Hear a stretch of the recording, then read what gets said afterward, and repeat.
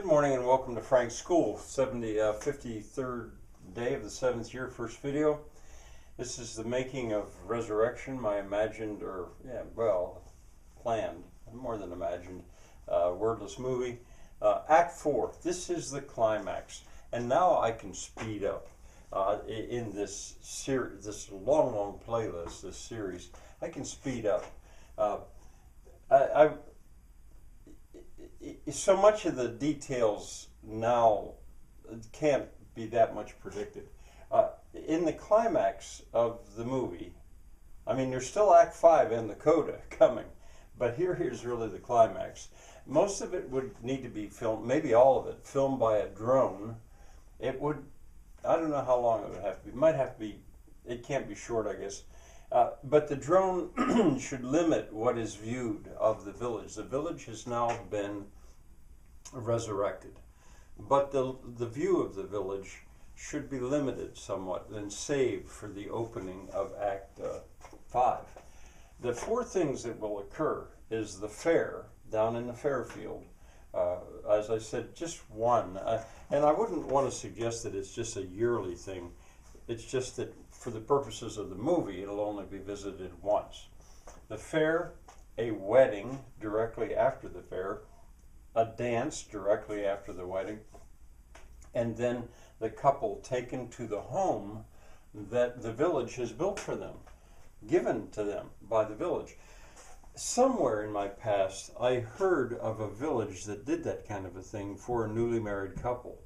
I almost think it might have been in Portugal, when a man, I've spoken about him before, Peter Quatrine, don't know exactly how to say his name, spent hours on the flight from Lisbon to Newark, telling me about being raised as a boy in a Portuguese village.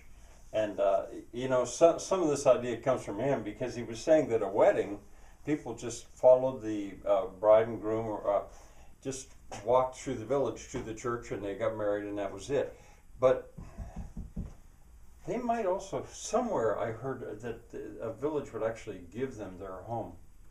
Well, anyway, at the fair, costumes become somewhat important because, here's where all the extras would have their opportunity in Act 4. Lots of extras, if I could get them.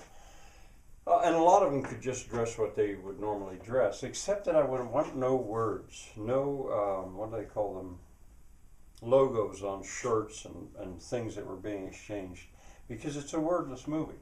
But whatever they would wear otherwise. Now there's the cost. The villagers have gradually begun to wear the same color, the same material, the same style.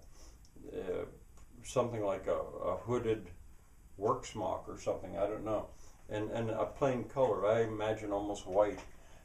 The bicyclists with their brilliant colors could be circling or mingling in there at the fair as well, and then others, as I mentioned.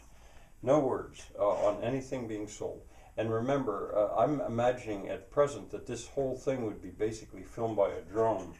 Well, at a certain point, Tom and Electra would head toward up the hill toward the Thomas Hockling Hall, which is also Marion's shop. That's where they would be married, which would now be restored and cleaned up as well. And inside that building, there's a set of for Shakespearean plays. There's a stage. The Renaissance band, which is basically the original cast, could be there. The total instruments maybe 9, maybe 8. Robin and Paul would officiate.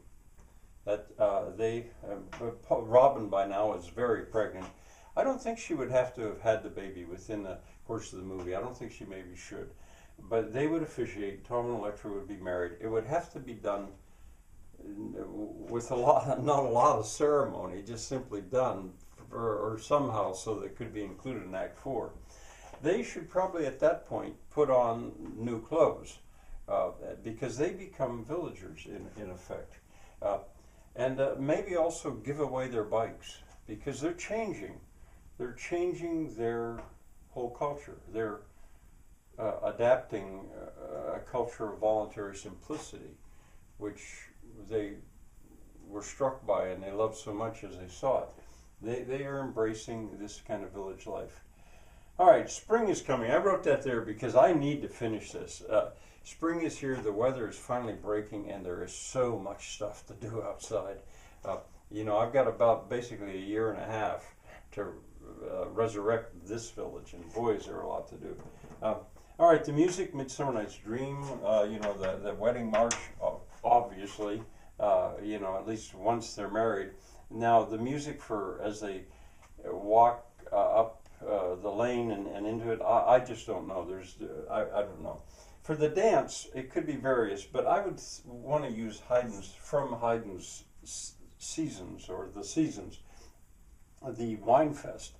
At the end of the third act of Haydn's Seasons, there is a wine fest. It would be a beer fest. Festus now has brewed beer, and he's got lots of it. And Festus is in the summer kitchen, which is right adjacent to where the dance is. And then, you know, with enough of the dance, then the drone once again would follow as everybody walks down to where their new, I say house, but it's really, it would be a collection of probably 3 huts that are close together with a windmill on top. All right, and that's Act 4. I'm just 2 videos away from finishing this. Bye now.